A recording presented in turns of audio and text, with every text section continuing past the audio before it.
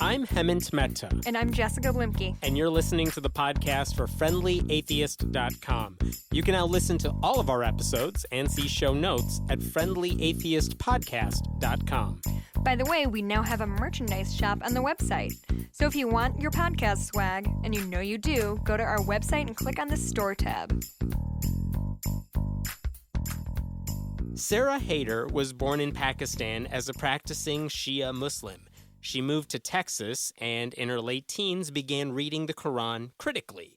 So it wasn't long before she became an atheist. In 2013, she co-founded Ex-Muslims of North America, where she advocates for the acceptance of religious dissent and works to create local support communities for those who have left Islam. Sarah, thanks so much for being with us. Thank you for having me. It's great to be here.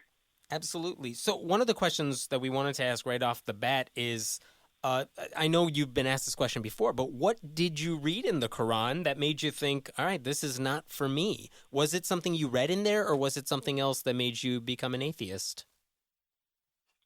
Well, I mean, I think for me and probably for many ex-Muslims, it wasn't one particular thing that sort of broke the camel's back. There were many different cracks that started happening around the same time. So there was one period where I officially began to question, and I've said this before many times, and I'll say it again because I think it's worth mentioning. The effect that meeting other atheists had on me was, I just think that nothing else could have had the same kind of effect. As knowing that there were atheists out there, people who rejected faith entirely, it was easier for me to understand why someone, was a Christian or, a Hindu or whatever. I kind of saw them as all part of, I had more of a humanist understanding of Islam, so I thought they were all part of one thing, but, Christians are a little misguided. They just can't, they have kind of a wrong interpretation. But, meeting atheists and talking to atheists really profoundly shook my faith. And that kind of got me to think about religion on a more fundamental level. So do you think if you didn't leave Pakistan, do you think you would have kind of followed the same path? Was it inherent in you somehow that you're a critical thinker and you would have read it the way you do, or did it take contact with atheists? Well, my ego says that, of course, I would have been a free thinker and an atheist no matter what. But I don't know, and I think probably if I did become an atheist, it would have been much, much later in life, because it was these experiences of meeting different people with different ideas that really got me to think about my own. And in a lot of ways, I think a lot of people do this, where you sort of sleepwalk through life in many ways until something really pulls you out of that stupor and really makes you re-examine certain things. And I don't believe that really would have happened so easily in Pakistan. But of course, there is a Pakistani atheist community. I mean, they're all mostly underground for obvious reasons, but they exist. They're out there, and definitely what's changed everything is the internet and being able to talk to each other across the world. I think that has changed the way even in Pakistan someone would encounter faithful or unfaithful people. Sure. When you were meeting these people who were atheists, and most of them probably came from a Christian background, did you meet other ex-Muslims at the time? No. The first time I met an ex-Muslim was actually the person that I ended up working with to start XMNA, Muhammad Sayyid. He's our president. And he was the first ex-Muslim I ever met. It was many years after leaving the faith. And I was shocked, truly shocked, to meet somebody else out there. I mean, I assumed, of course, they exist, sort of in an abstract way somewhere out there. And I had, heard of Ayan Hirsi Ali, but I didn't know much about her. And I wasn't too sure if she was she was like me, she was an actual ex-Muslim. Like she might have been faking it or something to write a book. It's interesting. Ayan Hirsi Ali, she's demonized pretty intensely in Muslim communities, right? So you look at her as kind of this satanic figure, and you have a very visceral reaction. I mean, I did, at least. I had a very visceral reaction to her. And so, the I guess conspiracy theorists would say, she was planted by right-wing people to make us look bad. And I guess part of me believes that. But I just assumed for the most part that I wasn't really going to meet anybody like myself because of how difficult it is socially to talk to people in a Muslim community and talk about maybe your lack of faith or your questions. It's so difficult to even have that conversation. I figured that it would never happen, and even if I opened up to somebody, they might not open up to me. So it was a shock to me when I met my first ex-Muslim. So a lot of new atheists, as I guess we'll call them, like to, or we'll talk about Islam and what's wrong with it, and many are accused of Islamophobia. What is the difference between criticizing Islam in a thoughtful way and being Islamophobic? Well, I could go on about this for a pretty long time. That's fine. We've got a half hour. Well, so the word is something that I, on a very fundamental level, I disagree with, and I disagree with its use, and I don't use it myself, and I discourage everyone else from using it as well because of the way that, and I think you two understand this, and many atheists understand this, that of the way that it conflates the two very different concepts of, I guess, intolerance against the belief and intolerance against the believer. Mm-hmm. I would say here's what I can say about what I feel. What I feel is usually something rooted in anti-Muslim bigotry rather than Islamophobia. And usually, when I encounter this, it's when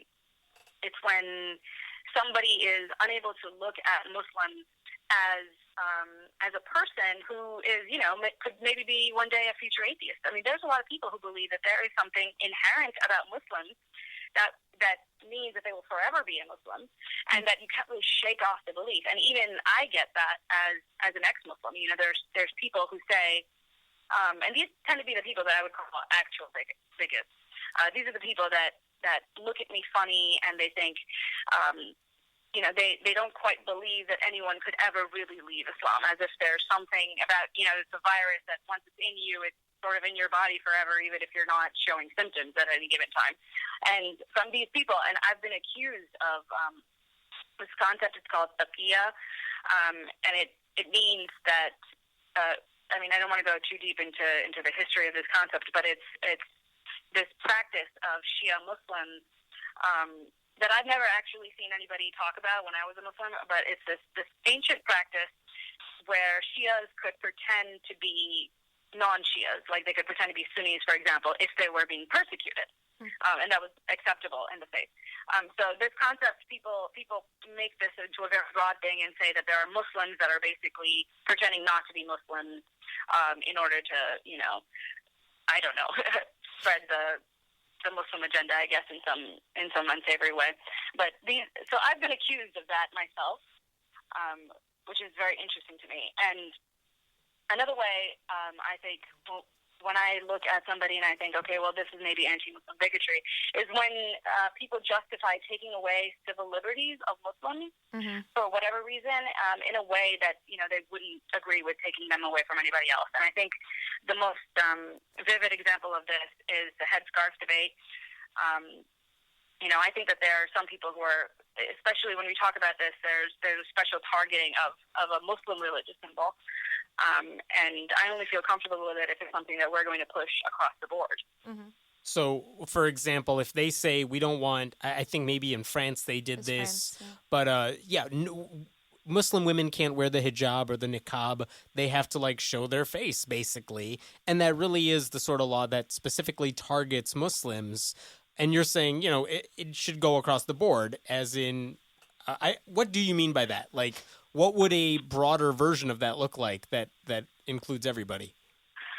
Well, that in particular is an interesting law, and I don't know too much about French law, but that law, that French ban, it bans all facial coverings, right? So they say that we're targeting everybody because even people in ski gear aren't allowed to do this, or you can't wear like a full body costume. As if that's what everyone does Right, every right. day. Right, but that's not really that's the letter of the law, right? Right. The spirit of it, I think, and what is a fair criticism to say that the spirit of that law is really to curtail specifically Muslims from practicing their religion, because we know that this covering is a big part of the way that they practice. So I'm that's with something you. that I'm iffy about. I'm with you there. And if I hear that story, to me, I might think that whoever's passing that law or wants that law, that person is racist, that person is a bigot, and instinctively xenophobic.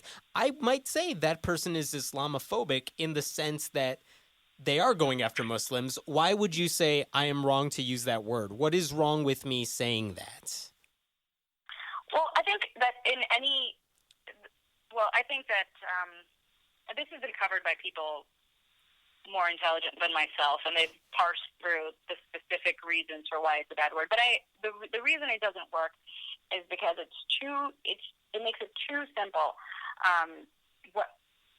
Excuse me? Sorry. No, you're fine. Right. So it makes it very difficult to talk about Islam in an effective way as a belief system. Because then every time anyone brings up criticism of Islam, we're having another debate, not about the validity of the criticism, but, whether or not this falls into the category of Islamophobia and why not. So I think that we just need to draw clearer lines. And a good way of doing that is to say that, well, any time that there is somebody that is making a specific critique about the religion, we have to consider it on its merit. But when there is something that is targeting Muslims, as a people, then I think that's when I have questions. So this is interesting because I think I'm on the same page as you, but I know I have used Islamophobic to describe people who are basically targeting Muslims in a way that I feel is unfair. Or crying Sharia laws taking over. Yeah, that all feels very targeted. Or even the first time when I very initially heard about that kid in Texas who said he made this clock or something, and they held him, they arrested him and stuff. And I felt that's excessive because for whatever happened there, and I didn't know all the details at the time. Sure, but you saw it was a brown kid who made a because thing. It's a brown kid. And I remember saying to myself, that's Islamophobia because it feels like the definition of it, right? Yeah. And Sarah, are you saying that's not the word I should be using? It's in a lot of ways in a lot of those instances, simple bigotry or xenophobia can cover it, but sometimes you're right, it is something very specific. And then I use anti-Muslim bigotry. And the reason I use anti-Muslim bigotry, even though it is a little clunky, is because I want to maintain the focus on the targeting of the people as a group, and we're all opposed to that. In it at all. I think, of course, they have that ideology in common, and that's why they're Muslim. Yeah. But the bigotry lies in targeting them as a people. I agree with you, and I think a lot of times when I see people go after Sam Harris or Richard Dawkins, I think they would say the same thing. They don't want to see any sort of a criticism of Muslims as a people. Right. No, they want to protect Any their more civil than you rights. Want to criticize a Christian as a person. It's just... Yeah, we have issues with their ideas, their beliefs, and we want to criticize those beliefs. So, Sarah, one thing I really wanted to ask you is, where do people like that, those atheists who have these prominent positions, and a lot of people are watching everything they say or do, what do they get right and wrong about Islam? What criticisms do they get that you think are unfair or very fair? Well, there's a lot that many have said about Islam, so I cannot, go over it point by point. But my perspective is, and I'm a little bit more, of a militant atheist than at least many other ex-Muslims I know. And in broad strokes, I would agree with a lot of what new atheists have to say in how they characterize Islam as a religion. Where I tend to sort of fall out with them, if I do, is in their policy prescriptions based on that understanding, right? So some of them are a little bit more, think that war is a little bit more acceptable than maybe I do. And in that sort of way, I tend to walk away. And I think But that's I something won't- like Ayaan Hirsi Ali has said. Like, we should have a war because Islam is so harmful in that sense. The ideology is harmful, and she has said that. And she said this many times. And so I agree with her in that Islam is very harmful. I think I'm almost, in many ways, I'm close to where she is in how she characterizes Islam. And I think that a lot of what she says about Islam is very valid, and I think she's unfairly targeted for some of her comments on Islam. However, I don't have to agree that war is the best option or war is the best solution. And in fact, I don't think that. I think it aggravates the problem in many ways. So that tends to be where I fall out. Now, what about Sam Harris's? He got a lot of shit for this, and maybe it was deserved. Sam Harris had this idea that we should selectively profile people at airports, and not necessarily saying let's go after brown people. He's kind of saying let's not go after, I don't know, little old white ladies like Betty White, because she's not the person you got to worry about. And even if the profiling means, getting a lot of middle-aged white guys who have a tan, that might be an acceptable use of profiling. And people basically said, you're basically saying go after brown people. Yeah. Is that, like, where is he getting it wrong? So before I comment on anything Sam Harris says, I'd like to say I don't particularly know about his issues on racial profiling. I know, what you said exactly, so I'm going to assume that's what he Sure, work said. off of me. That way, if you get it wrong, and I'm not even joking about it, if you get it wrong, blame me. He speaks in very long form, and Right. he speaks in in a very theoretical way, and you got to walk with him step by step. Was it a tweet or was it an article? Oh, it was assuming several articles. I won't look it up then. Assuming that your summary was a valid one and one that he would agree with, I don't think that, just from a policy perspective, I don't think that's a very sound thing. I mean, from what I understand, lots of security experts have said that this doesn't work. Right, and this is essentially, make it safer at all. Sam Harris did talk to a guy, a security expert, who said it doesn't matter if this is profiling or not; it's just bad security. Mm-hmm. Right, and I'm very practical in that sense, and I want to do what actually will make us safer. And what I don't want to do, and what because I'm a civil libertarian, so I like to stand by that and stand by the civil liberties of Muslims even as much as I can. So I'm very wary of any argument that maybe seems like it might be curtailing that in some way. Sure. Let me ask you, you're kind of in a similar position where you are, you're an ex-Muslim, and so you have this knowledge of the faith that most of us don't.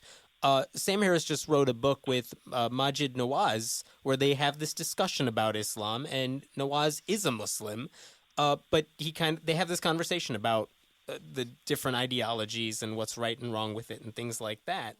A lot of times I've heard Nawaz get criticized simply for having this dialogue, or he gets called like Sam Harris's lapdog.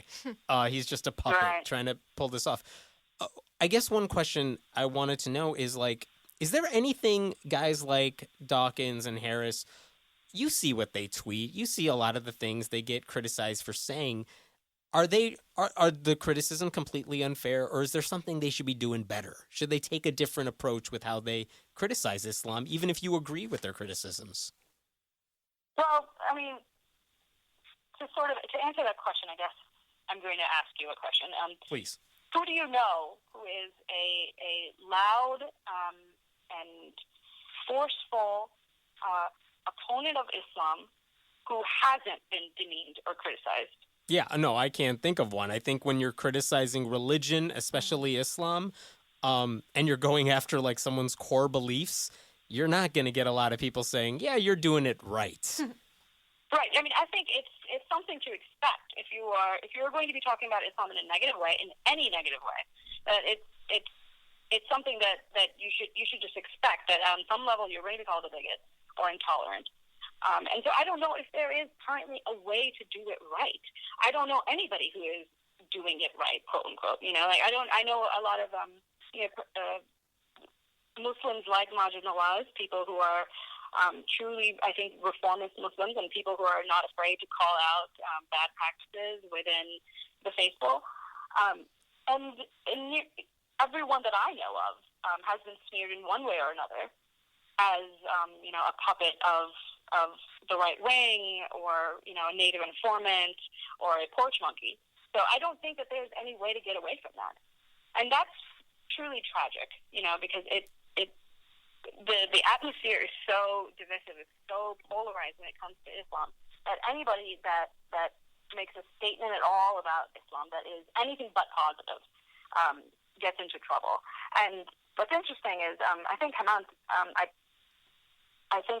somebody from my organization posted something about, if you remember, Yale humanists wrote a letter along with many other student organizations expressing their disappointment that Ayaan Hirsi Ali was speaking at their campus. I Right. think. Is that what that was? That's right. And Ayaan Hirsi Ali was going to right. speak at, I think maybe Right. UCLA. I believe that was the school. I could be wrong.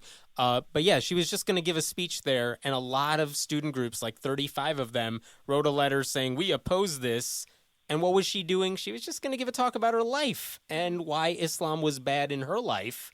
And they said no. People were and protesting, saying she was anti-Islam. Yeah, and and atheists were involved in that. When they were hopping on to that letter, said, I don't remember the exact word, but it was something like, they said that the reason why they disapprove of Ayaan speaking is that she doesn't represent the totality of the ex-Muslim experience. Right.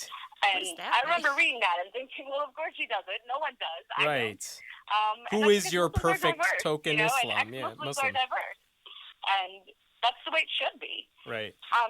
And when you put it in that way, when it's like somebody who expresses a totality, what that ends up being is that it's somebody who is in line with what the majority of Muslims say or would agree with.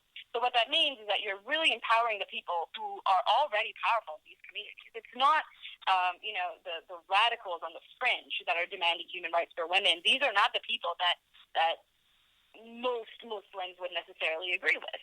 And when you say that the only person who has a legitimate voice in this is somebody who the average Muslim would agree with, you're getting into a lot of trouble, and you're putting Muslims in a lot of trouble, because in the long run, how are we supposed to have any progress if these radicals on the extreme fringes who are demanding certain things that are unheard of in these communities, how are we going to have progress if they're not allowed to speak? Do you think it would be different, though, if a lot of the criticisms, Ayaan Hirsi Ali, let's take her out of the equation for a second. Usually, most of the criticism I tend to see about atheists who criticize Islam is against Dawkins and Harris specifically. Do you think people are kind of taken aback when it's someone like you who's doing the talk? Because you gave a speech, I think it was at the American Humanist Association, and that video went viral because a lot of those guys I just mentioned and a lot of other people said, oh my God, you got to see this. It's not that you were saying anything differently because you were making the same criticism of religion that I think a lot of them do. But I think it's different when you are seeing someone who is a young woman who is a former Muslim saying those same things. There's a power to that like Dawkins can never do that. Well, yeah, and it's something that worries me. It worries me that I give a speech, and like you said, I don't really say anything that hasn't been said before. I would say there's a few things. Sure. But largely, you're right. It is the same criticism that Sam Harris has been making and Richard Dawkins have been making. In many ways, they make it more eloquently than I do. I disagree, by the way. I think when you're speaking from the heart, which is what I was seeing in that video, I think it comes across as you don't have an axe to grind, maybe, that those guys seem to. I think that's the general consensus when it comes to the criticism. Well, yeah, and my disagreement, I guess, and my mistrust of that is that only certain people who fill into certain categories can gain legitimacy in what is supposed to be an intellectual argument.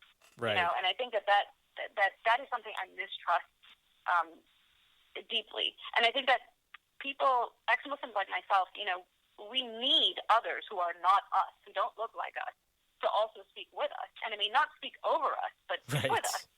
I mean, And, you're right. because It shouldn't matter who the messenger is, but people think that way. Because, I mean, I would say that, like, you know, I'm not an ex-Christian, but I speak out against Christianity. Nobody's accusing me of being anti-Christian or something else, but I feel like if I specifically speaking out against Islam... You're a bigot. I am. I mean, well, I am a bigot. That's Yeah. aside from any of this. But you know what I mean? Like, maybe it's because just right. there tends to be a racial element there, and that kind of makes everybody a little squirmy.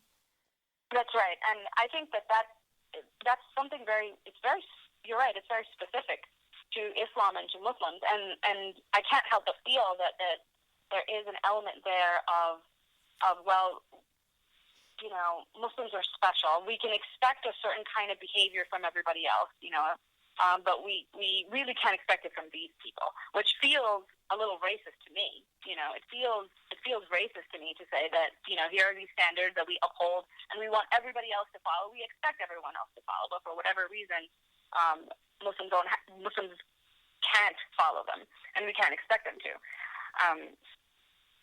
So that's, you know, it becomes a very difficult thing to talk about it, and it's so polarizing to talk about it. Let me ask you. I see the West as some place where this is a place where people like me and as Muslims like me can speak freely. And talk about Islam, and maybe Muslim communities can change here, and maybe that change can reflect back home. I mean, that's my hope, and that's actually, I think, the clearest way to us getting any kind of real progress or change is through these little communities in the West.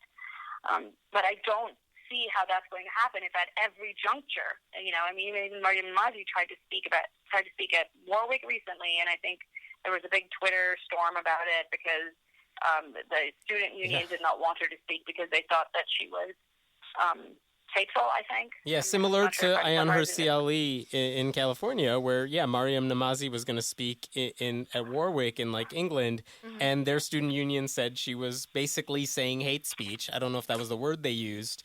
But, yeah, and what was she talking about? She was talking about her own experiences with Islam. If you can't talk about your own experiences, what can you do? Right, and they eventually reversed course, by the way. Maryam Namazi is completely different, like on the opposite end of the spectrum as Ayan Hirsi Ali, as far as her politics are concerned. So you know it's not that. You know, the fault with her is the same fault that I think truly people find with Ayan Hirsi Ali, which is that she criticizes Islam. Yeah. Because you can't make the same. You know, she's maybe a little bit right-wing criticism for Maryam Namazi that some people find it very easy to do with Ayan Hirsi Ali, and I think even then a little bit unfairly. You can't make that with Maryam. And that's the point of what I'm trying to get, which is that I don't know of anybody who has criticized Islam publicly and gotten away with it. And that's kind of the scary thing, too. If you can't criticize bad ideas because they're going to come after you either way, I mean, you might as well just do it anyway then, because it's not like you can be polite and criticize someone's sacred cows. I don't know. Right. Well, I mean, that's, you know, that's funny because I was discussing this with a friend not too long ago about how militant, you know, we talk about as activists, what kind of a tone should we take, and are we responsible for you know the reactions to our tone that some people have?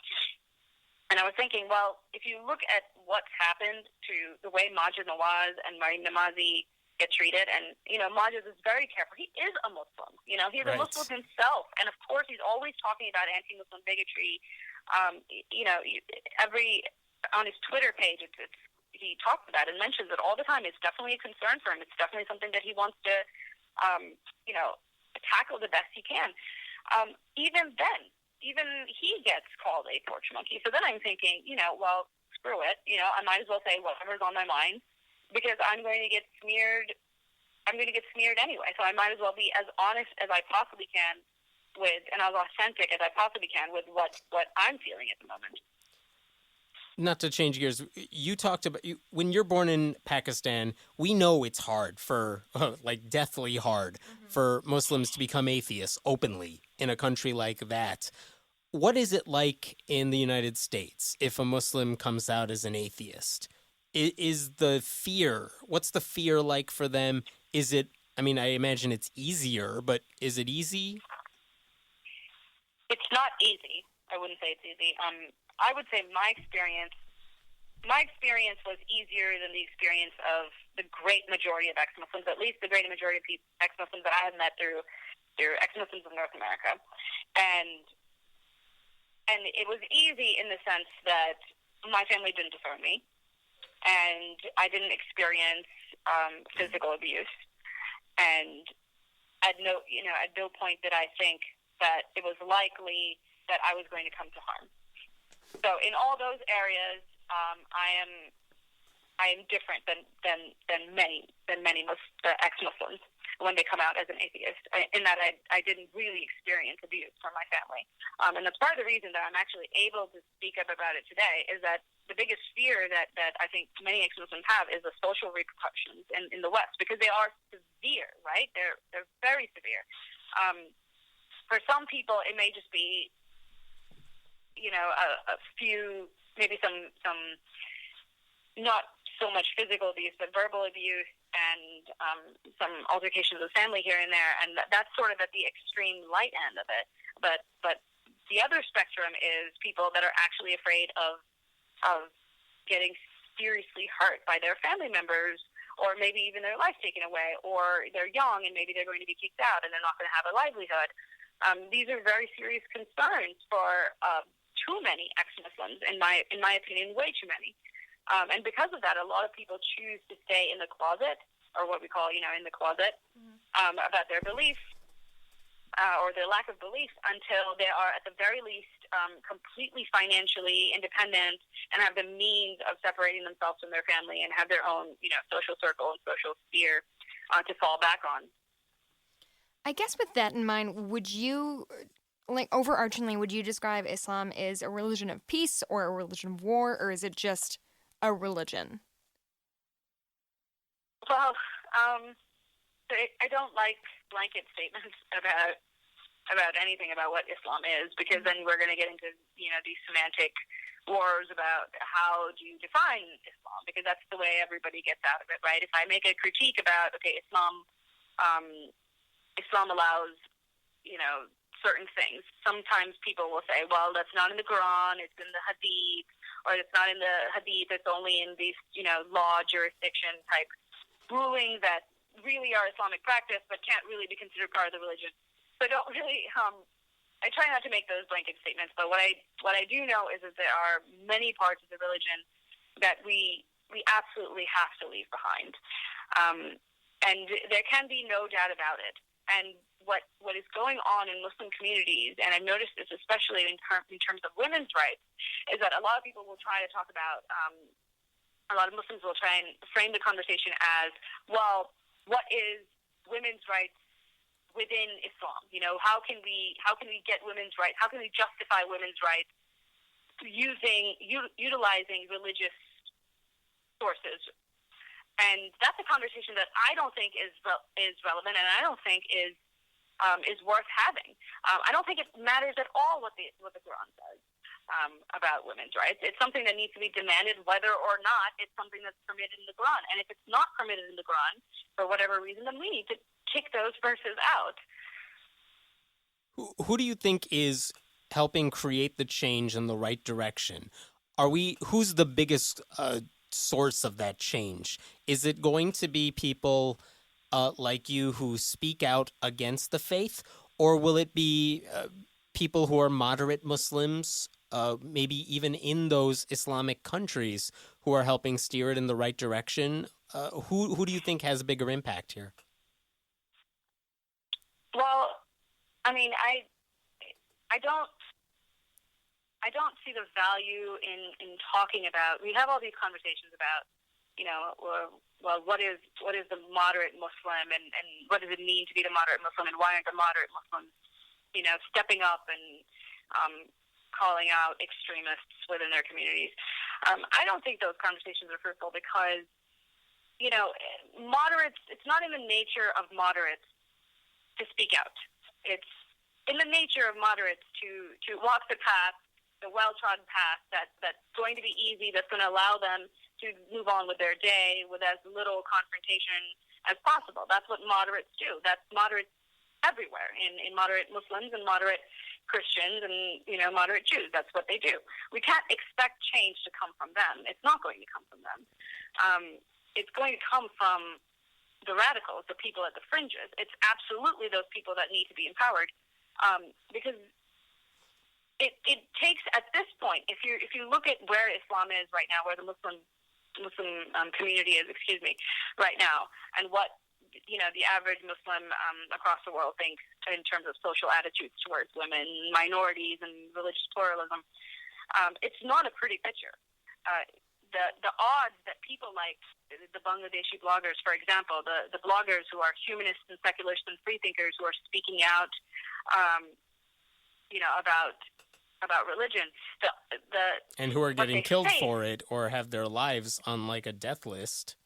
Right, and what they face is what seems to us to be insurmountable odds. But listen, these odds are always seem insurmountable until all of a sudden they're not, right? Mm-hmm. If enough of us empower these radicals, if just a few more people join these radicals, before you know it, they don't seem that crazy anymore. And that is how change happens. And in that sense, I think we need to sort of stop having these conversations about moderate Muslims, because moderate Muslims will follow once it becomes not such an insane thing to do in the political climate. Right now it is. Right now you have a lot to lose. So the more people who speak out, appropriately, obviously, not the racists, not the bigots, but appropriately criticizing Islam, right. We need more of that. Right. From all directions. If people are interested in learning more about ex-Muslims of North America or helping out in any way to further the work you're doing, what can they do? Well, we have resources on our website at www.exmna.org. We appreciate anybody who's able to support us in any way. We are an all-volunteer organization, and so everything that anybody donates to us goes directly to just running the organization, making sure that we're available to speak out and to attend conferences and to give a voice to ex-Muslims via our various online platforms. What I hope that everyone does is look into terms like Islamophobia, question why it is that there is such difficulty in talking about Islam, and question that publicly and talk about that publicly, and try and focus this criticism towards the ideology and keep it away from the people. But even just these conversations and people having these conversations privately and on Facebook and maybe online and maybe they're publishing here and there helps us. It helps us in an indirect way, but it really does help. Well, thank you so much, Sarah, for joining us. We'll have a link to the website in the show notes. And thank you for all the work you do. We really appreciate it. Thank you for having me on, Hemant. Thanks, Sarah. Thanks, Jessica. Thanks for listening to the podcast for FriendlyAtheist.com. This episode was taped at Cinnamon Sound Studios in Aurora, Illinois, and the music was written and performed by Brad Chagdis. If you like what you're hearing, please consider making a contribution at patreon.com/Hemant, that's He-Man T. We appreciate your support. I'm Hemant Mehta. And I'm Jessica Blumke. We hope you'll join us next time.